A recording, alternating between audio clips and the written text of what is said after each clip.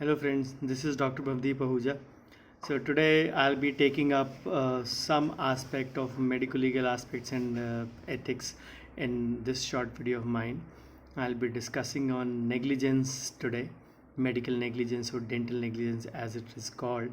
So if we go by the definition, medical negligence is a lack of reasonable care and skill or willful negligence on the part of doctor in respect to acceptance of a patient, history taking, examination, diagnosis, investigation, treatment, medical or surgical, resulting in a injury or damage to the patient. So the damage can be, say, physical, mental, or a functional injury to the patient. And what the court or the law demands from us, that the practitioner or the doctor or the dentist should bring to task a reasonable degree of skill and knowledge and must exercise a reasonable degree of care in his treatment. The law does not expect us to be Hercules.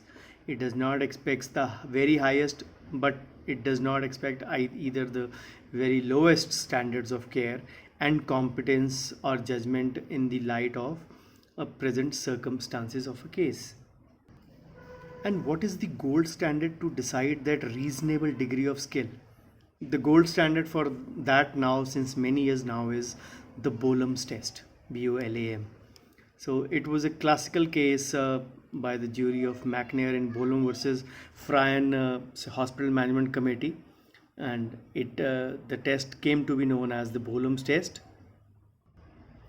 It broadly states that whatever the reasonable standards of care are applicable in those scenarios or those times have to be applicable and have to be applied in exercising the reasonable skill, care, and judgment in diagnosing and treating a case.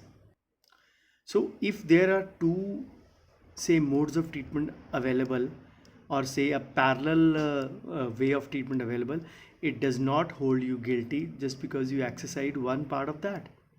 So there may be, say, two views of thought. For example, in a root canal, both the manual and the rotary are an acceptable way of treatment. It is not that the manual way is any way inferior to the rotary part. But yes, there are specific indications where the rotary takes precedence and has to be followed in accordance with the situation, because where that is where the manual, say, root canal won't come in handy or won't be giving the appropriate results.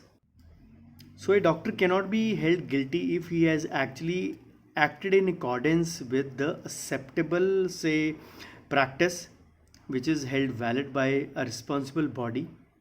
In our case, the IDA or the DCI, preferably the DCI.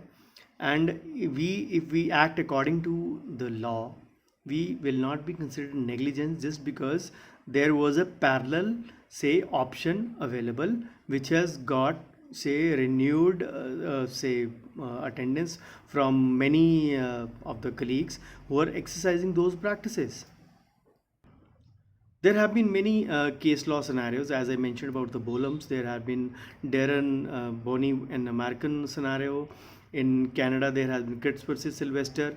But in India, the classical ones have been, say, Dr. Lakshman Balakrishna Joshi versus Trimbak Bapu Godbole, a classical case. Then there has been IMA versus VP Shanta and others.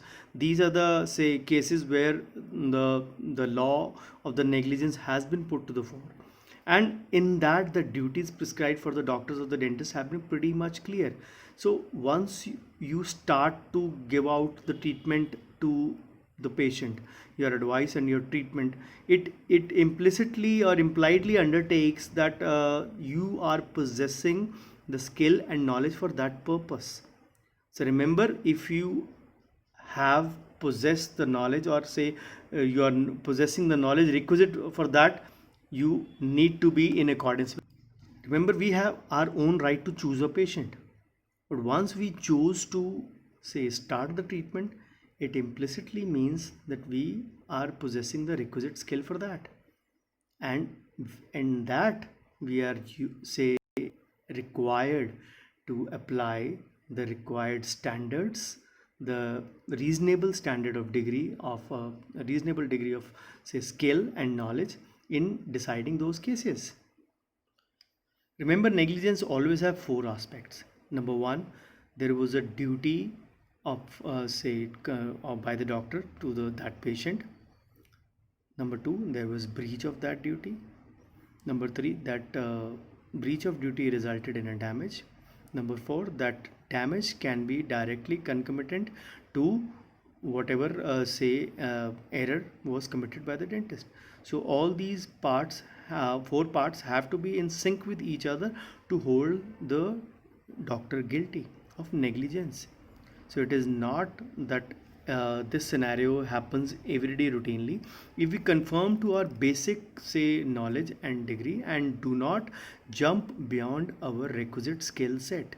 Remember, everyone knows what all are our pitfalls. So don't jump into those areas where you don't feel confident enough. Just because an EMI is looming large at the end of the month, do not start those treatments which do not fall under your professional skill set ambit. So thank you so much for watching this video. I shall be back soon with another video on medical legal negligence and other aspects very soon. Thank you.